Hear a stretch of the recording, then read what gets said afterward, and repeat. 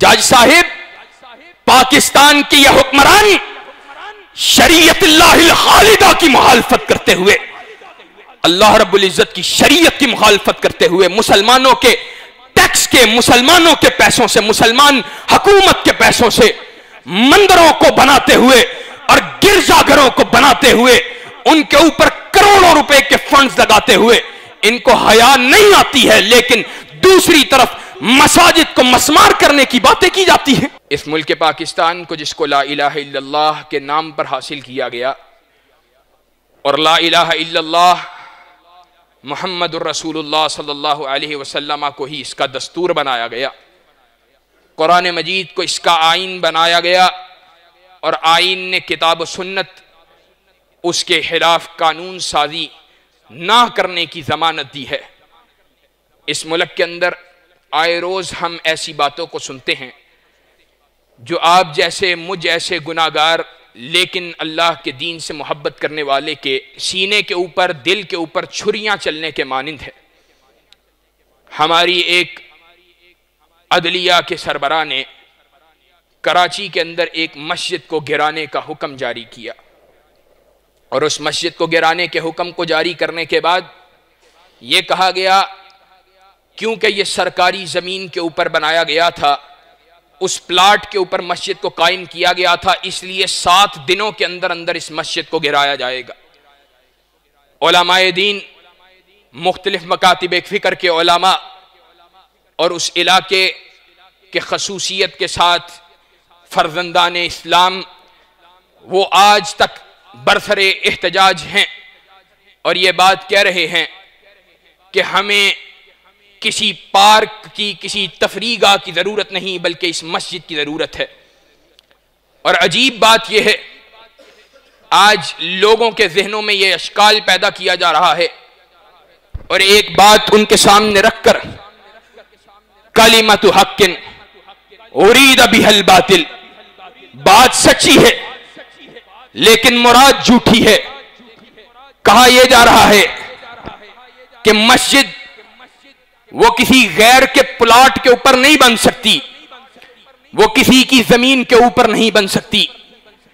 وہ حکومت کی زمین کے اوپر نہیں بن سکتی۔ سچی بات یہ ہے، بالکل درست ہے، وہ کسی کے پلاٹ کے اوپر نہیں بن سکتی،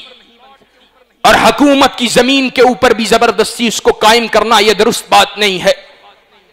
لیکن قرآن مجید کے اندر جس مقام کو میں نے تلاوت کیا ہے، اللہ رب العزت نے کلام مجید کے اندر ارشاد فرمایا۔ اللہ رب العزت کیا ارشاد فرما رہا ہے؟ الذین ان مکناہم فی الارض اقاموا الصلاۃ، کہ جب زمین کے اوپر حکمرانی قائم کرو، جب زمین کے اوپر تمہیں حکمرانی ان کو دی جائے، تو سب سے پہلا کام کیا ہے؟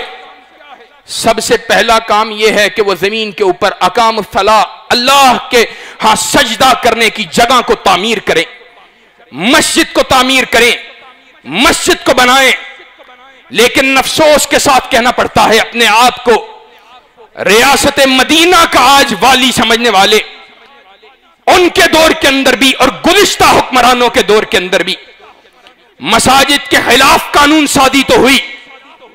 کبھی مساجد پہ لگے لاؤڈ سپیکروں کے خلاف، کبھی ان کے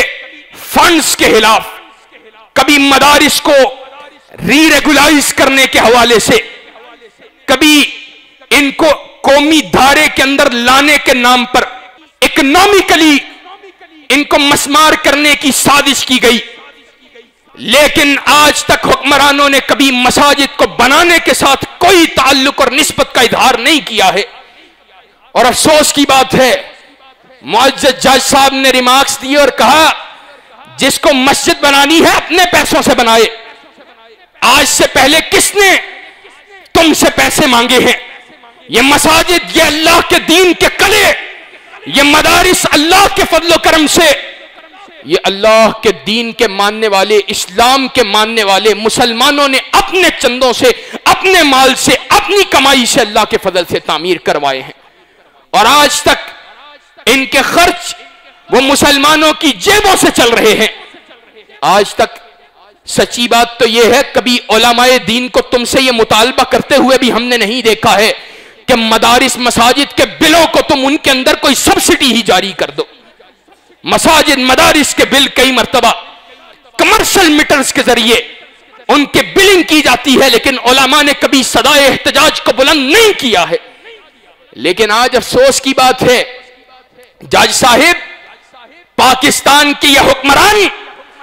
شریعت اللہ الخالدہ کی مخالفت کرتے ہوئے، اللہ رب العزت کی شریعت کی مخالفت کرتے ہوئے، مسلمانوں کے ٹیکس کے، مسلمانوں کے پیسوں سے، مسلمان حکومت کے پیسوں سے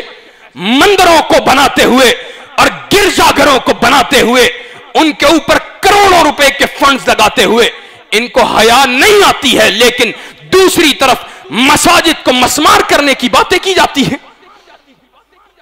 اللہ کے فضل و کرم سے ہم گناہگار ہیں، ہم کمزور ہیں، کم ہمت ہیں، لیکن علی وجہ البصیرہ یہ بات کہنا چاہتے ہیں. اور سچی بات یہ ہے، یہ کوئی صرف علماء کی ذمہ داری نہیں ہے. بات کر رہا تھا،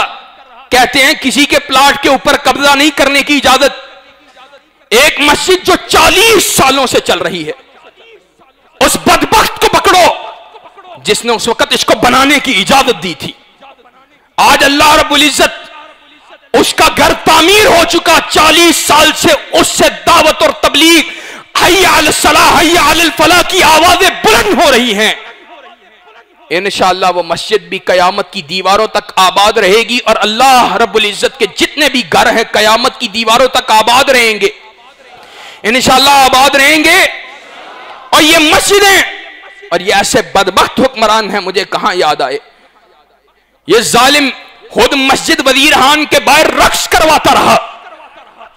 اور جب ایک ماڈل کی تصویر اپلوڈ ہوئی اور سکھ کمیونٹی نے افسوس کا اظہار کیا یا غم کا، غصے کا اظہار کیا، تو فواد چودھری کہتا یہ ہے کہ جناب اس اداکارہ کو معافی مانگنی چاہیے، یہ سکھوں کی جو ہے اس نے ان کے دلوں کو، ان کے سینٹیمنٹس کو تکلیف پہنچائی ہے. مسلمانوں کے کوئی جذبات نہیں ہے، اور یہ شرک کے اڈے، حقیقت بات کرنے جا رہا ہوں. مذاہب ان کی جتنی عبادت گاہیں ہیں، ان کے چار دیواری کے اندر جو وہ کام کرتے ہیں اس کا ہم احترام کریں گے. ان کو امن کی ضمانت دینا یہ بھی مسلمانوں کی ذمہ داری ہے. لیکن اللہ کی قسم کوئی چھوٹی سی مسجد جہاں پہ شاید مشکل سے 4 10 15 لوگ ہی صرف نماز پڑھ سکتے ہوں، کعبہ کا رب گواہ ہے، اور اللہ کے فضل و کرم سے شرح صدر کے ساتھ کہہ رہا ہوں، پوری کائنات کے گرجا گھر اور پوری کائنات کے مندروں سے افضل ہے، اور کوئی موازنہ ہی نہیں ہے. ایک شرک کے اڈے، اللہ کی بغاوت ایک جگہ پہ ہوتی ہو، اللہ کے دین کو مسمار کیا جاتا ہو، تم ان کے تقدس کی باتیں تو کرو، اور جہاں پہ اللہ کے دین کی صداؤں کو بلند کیا جاتا ہو، ان کے تقدس کی تمہیں پرواہ بھی نہ ہو، وہاں پر تم آزادی اظہار رائے اور ایکشنز کی آزادی کی باتیں کرتے نظر آؤ. ایسی آزادی انشاءاللہ ہمیں قبول، ایسی آزادی ہمیں قبول